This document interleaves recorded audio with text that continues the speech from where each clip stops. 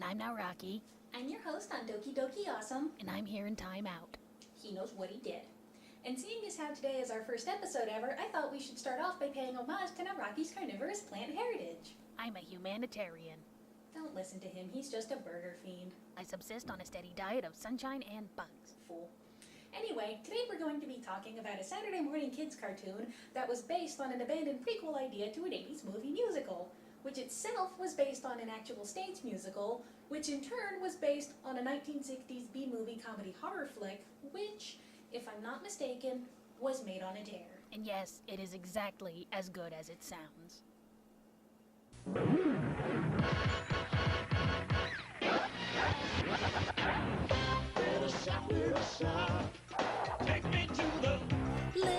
Little shop. Yes, the stories are true. In the early 90s, a made-for-the-youngins cartoon called Little Shop was produced, based on the movie you all know and love.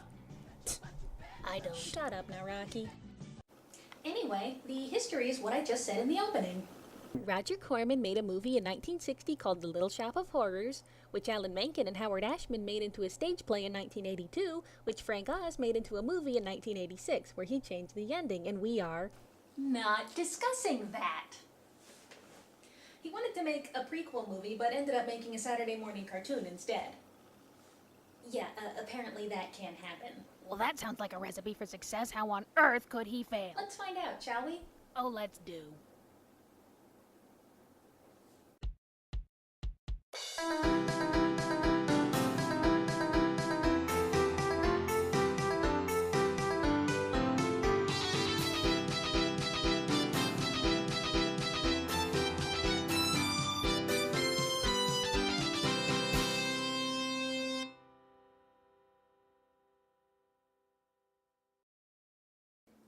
Welcome back! Now today we're going to dig a little deeper into this train wreck of a Saturday morning kids cartoon and see just where it all went wrong. And you know what a good place to start with that is? Ritual suicide. With the characters. Okay, I'm just gonna go ahead and commit ritualistic suicide. Have fun! Our first character is none other than Seymour. No, Seymour. No, Seymour. No, Seymour. No.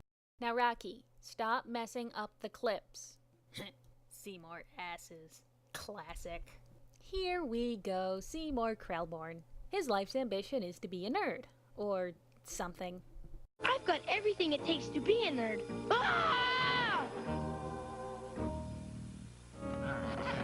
Except brains. I'm not a nerd, Bart. Nerds are smart. Why exactly? oh, who cares? Anyway, his other ambition is to win the heart of Audrey. I mean Audrey. Nawrocki. Audrey Mushnick. What? Apparently, in this adaptation, Audrey's father is Mr. Mushnick. Mushnick. There we go. Good job. You flatter me, Dungeon Master. But Seymour's always getting beaten up by the school bully. No, that's Dr. Farb. Nope, that's Orin Scrivello. DDS. There you go. And there you go, the school bully, Payne Driller, with his comically oversized headgear of doom. Look at him. Look at those teeth. But where does the talking plant come in?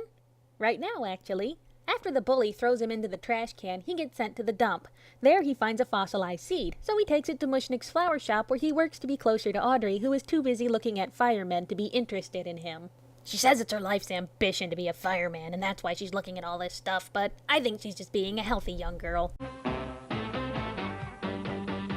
My business is a bust. Business, what a joke. Ah, what's that? Well, it's based on a musical in it, so they're gonna sing a few times an episode. Who told Harvey Atkin he could sing? Well, you heard him sing in Sam and Max. I think they're gonna know him better as King Koopa, Allie. He who coops and runs away Lives to to coop another day. The 90s. Anyway. Oh, and those flowers are supposed to be stand-ins for Crystal, Ronette, and Chiffon. Anyway, now it's time to meet Audrey Jr. Like in the Roger Corman version, Seymour calls it Audrey Jr. instead of Audrey 2. Nope. No. Nuh-uh. No way. Nah. No dice. Getting warmer. No, go. No. Nawrocki, you already had it. There you go. Audrey Jr. meet Audrey Mushnick. Hey, Audrey, meet Audrey Jr. Yucca, rubber, Brussels sprout, oh, Seymour, what a silly invention. Okay, her fireman book has a fold-out page. You can't tell me she's just interested in firefighting. Moving right along. So Mr. Mushnick and Seymour are singing If It Wasn't for Bad Luck, I'd Have No Luck at All. Seymour has been rejected and Mushnick has no business in his shop and his flowers are dying. Meaner. And now it's time for Junior's famous line. Feed me! Feed me! Feed me. Whoops, how did that get in there? Moving along. Feed me! Like in the '86 movie, Hello, pizza place. the plant can use the phone. Somehow. In this version, he doesn't crave human blood. Instead, he has an insatiable appetite and eats pretty much anything, so long as they can show it on network television. Oh, really? Well, he doesn't actually eat him. See? Seymour interrupt us. Okay, so I played Audrey 2 in middle school. Wasn't asking you, sweetie. Anyway, so the two of them meet. Junior, you're alive. What do I look like? I'm made out of plastic? But you're talking to me. Nobody ever talks to you, huh? Well, I'll talk to you, but keep it a secret.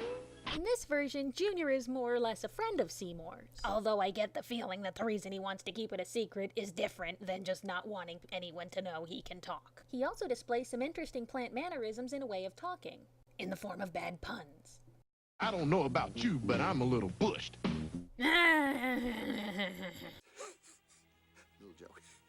Very little. You'd think a guy who just figured out his plant could talk would have a few more questions than that. I mean, you did. Who are you? Where are you from? How did you... Would you butt out with the questions? I'm trying to be dormant here. You want to argue with those teeth? Junior isn't cut out for flower shop life, so he asks for Seymour's help in getting back to where he came from. The dump? And in return, Junior will use the hypnotism powers he always seems to have to help Seymour score with Audrey. Why did he wear the pot to bed? He wakes up early only to find Audrey has found herself a giant hose. Also, the bully is there. Oh, and, Harvey Atkin. When I was his age, we never ate Chazarai and pizza like that. Junior attempts to plant the seed of an idea into Audrey's head, but it comically misses and hits Payne Driller instead. They do this in every cartoon with a love potion or Cupid's arrow. I think it's a trope. Or a law. So his new best pal gives him a lift, and ends up in a dumpster. Hooray! After rapping about how plants don't belong in the city, they make it to the dump and find his old home is... gasp! A dump. No trees, just stumps and junk. His old forest home is petrified. Uncle Herb! That's not funny! It's here we find out that Junior is actually a prehistoric plant over 200 million years old, rather than a cross between a butterwort and a Venus flytrap, or an alien plant from outer space. Which solidifies my hunch that they're just making this up as they go along. My question is, what took you so long? Anyway. They hitch a ride home on an onion truck, and Junior learns just how plants are treated in this dystopian future he's found himself in. Do you... Vegetable soup is people! Plant people! And with 4 minutes left in the show, he tries to start a plant revolution and put in a third song. Apparently, the power of rap brings all the plants back to life, which brings business back to Mushnick's shop. A hose explodes, which attracts the little firefighter, and she finally notices Seymour. Maybe we could put out a fire together sometime. And that is what she said. So thanks to Junior, his life is all better, right? No, of course not. This was only the first episode of a 13-show run. They made 12 more? Yep. Okay, that had nothing to do with any of the things it was based on. They turned that into that, this into that, these into those. Does anyone else make an appearance in the cartoon? Burson Fouch makes a cameo. Here are your carnations. Wait, I'll wrap them for you. That's all right. I'll leave them here.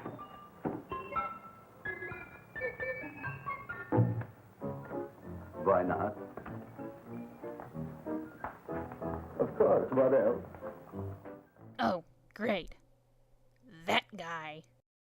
So, what's the final verdict? Well, I've created a sliding scale measuring how bad this cartoon was using intervals relevant to the source material. And I helped. Yes, you did.